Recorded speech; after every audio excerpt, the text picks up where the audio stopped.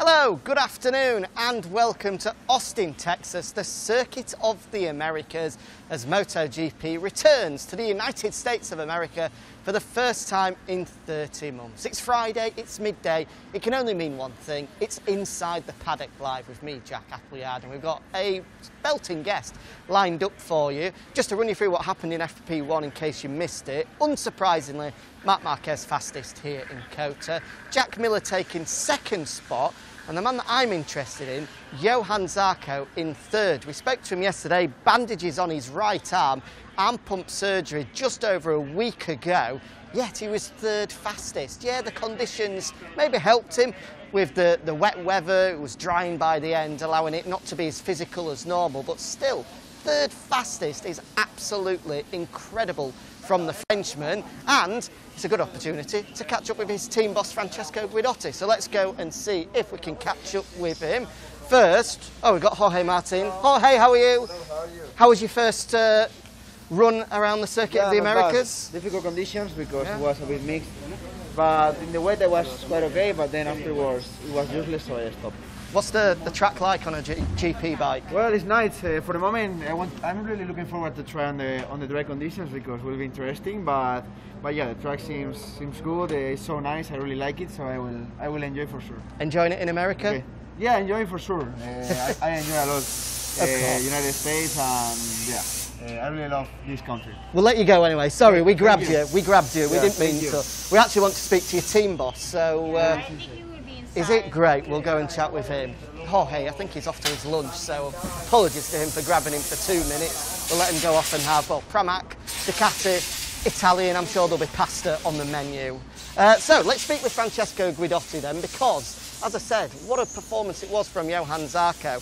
Jorge Martin as well, as he said, you know, an adaptation, 45 minutes in not the best conditions isn't particularly ideal, but for Zarco, just phenomenal to be third fastest, given the fact that he's still going to be struggling with that right arm after surgery just over a week ago. Rita, the press officer, has dived in there. He must be right in the back of the box because he's taken his time to come out here. In the meantime, what else can we tell you about? Well, I thought that was him then, and I was going to stop. Obviously, in Moto2, we've got two American stars in Joe Roberts and Cameron Beaubier. That's something to keep an eye out for all you American fans at home. Cameron did really well this morning, actually. Joe did as well, which was good to see. But before I tell you more about that, Francesco, hello. How are you? Good, you? Good to see you, good to see you. Great to be back in America. We just spoke with Jorge, he's enjoying it. How are you? Have you had some barbecue ribs yet? Yeah, here is a special place where to have a food experience in not only barbecue but also ethnic active food with Mexican, Japanese, Korean, everything. So it's got everything. We are enjoying this round. We're happy to have another overseas race this season, and yeah, let's enjoy this particular moment. It's not the best condition, the weather condition, but we are here and we try to fix all the points that the riders will face. Yeah, we'll walk and talk then, and we'll head forwards. I wanted to speak to you about Johann Zarco because we spoke with him yesterday. Still has the bandage on his arm, but to be third fastest, that was some performance. How is he feeling after it? Do you think that it might be an issue for the rest of the weekend? I mean, it was the perfect condition to start after the surgery because on the wet it's not physical demanding. It's less physical demanding. So it was a good to start in this condition. He didn't feel anything special, anything wrong. He feels better definitely, and so let's see what happens on the condition where the track and the bike will be more physical demanding. We should have a dry session, I think, for FP2. The forecast looks as though the rain's going to stay away. How important is that going to be? Because we expect to have some rain tomorrow, which means that you have one session to decide what tyres are going to be the best for the race on Sunday. It makes your job quite difficult. Yeah, it makes for sure our job very difficult, but also make rider's job very difficult, more difficult. And next practice will be dry and it's more a qualifying practice than FP2. So we'll see. I mean, there's also different patches of asphalt with the new to stay somewhere. It's even more tricky this patch, but as I said before, it's for everybody the same, and we have to face this let's say problem with the best way possible. Well, we expect in the debriefs after FP2 later, the words of the day will be bumps. So what did both Johan and Jorge say after FP1? Johan didn't complain too much. He had a good feeling. He was pretty flow, and there was two points where it was pretty difficult to manage the bumps, but in general it was not too bad, the condition. For Jorge, it's the first time here with MotoGP, so he needs to get the new reference braking points, and he was a bit confused, let's say, but I think it's pretty normal in this condition with this bike as a first time. Well, it's great to catch up with you. You've mentioned Korean, barbecue, Japanese. What's on the menu tonight? Still to decide. Maybe Indian. Indian tonight. Okay, nice. And good luck. I love a good Indian. I'm from Bradford, which is the curry capital of the UK. So perfect. If it's good, let me know and I'll pop down on Sunday. Great. I'll let you dive into the hospitality for lunch. Lovely to chat. Thank you. Good luck for the rest of the weekend. Thank you, mate. Thank you. Great to chat with Francesco Guidotti. We'll head this way. I'll let you go grab some lunch. So, great to chat with him.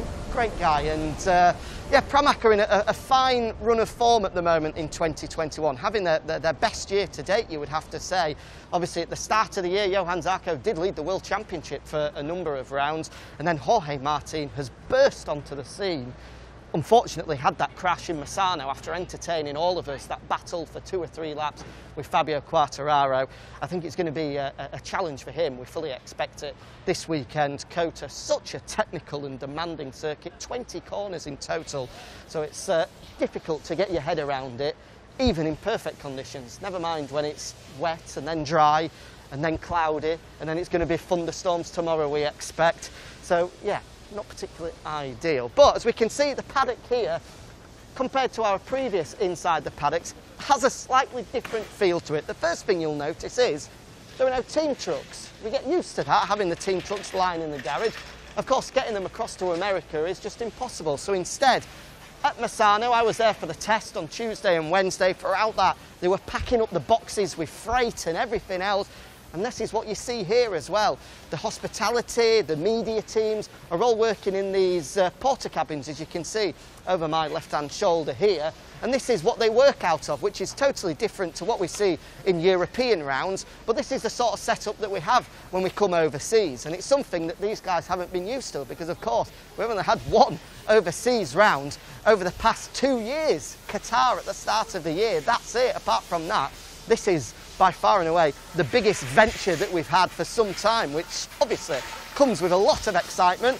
But also, speaking with Iker Lecuona and a few others as well, they totally forgot as well that jet lag sometimes comes with travelling those kinds of distances. Poor old Iker, because there were thunderstorms in the area, landed in Dallas and then had to wait 6 hours before then being able to travel back down to Austin. He didn't get here until 3:20 on Tuesday morning. His body clock must be all over the place. Poor lad, but he's back on the bike and nothing will blow off the cobwebs, get rid of that jet lag, than blasting a MotoGP bike around this circuit. So, who have we got here? Suzuki coming up on our right-hand side. And if you haven't seen already, you have to check out Joan Mir's number this weekend. I was there yesterday when he did a little bit of a presentation and a chit-chat with Suzuki legend Kevin Schwantz. Mir has gone for the number 36 as Jake Dixon walks past. Jake, all good? Oh, he's ignored me. I thought he was my mate. Oh, well, that's a shame. How embarrassing. Pecco Bagnaia as well. I won't shout at him because he's going too fast to even listen. Oh, God, how disappointing with Jake. I thought we were best buds. Yeah, with Suzuki. Check out the 36 in the design of Kevin Schwantz. And as you can see, the Ovale here as well, part of the Mini GP series that's been recently launched. Also got a new helmet as well. He's got a bit of a replica of Schwantz's design. Absolutely fantastic. It really is top-notch pretty cool. Same goes for Alex Rins as well, actually, though, because he's got himself a bit of an American football helmet style helmet going on. Also got the Lucas on the back of his levers as well. Of course, congratulations to him, now a father as well.